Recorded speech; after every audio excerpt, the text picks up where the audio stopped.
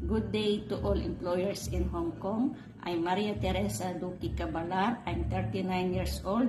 I live in Barangay Banitan, Gimba, Nueva Ecija.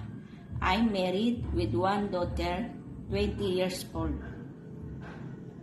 I have 10 siblings, 5 sisters and 5 brothers, and I'm the third child. I have experienced work abroad. First was in Jordan from 2014 to 2016 for 2 years with one employer. I served 4 family members, including the children, 5 years old and 1 newborn baby boy. My main duties is taking care of the children, washing, cleaning the house, and ironing the clothes. And sometimes I'm cooking. My second work abroad was in Kuwait from 2017 to 2025 for 8 years with one employer.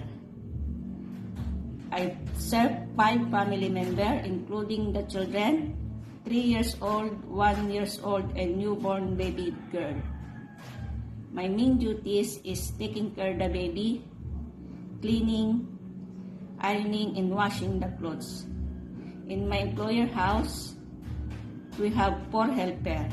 Each helper has work in charge.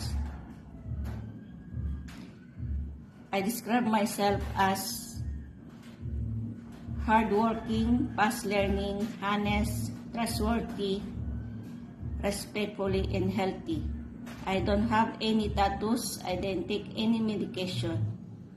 For my future employer, please hire me as your helper. I promise to do my duty and responsibilities. Thank you and God bless your family.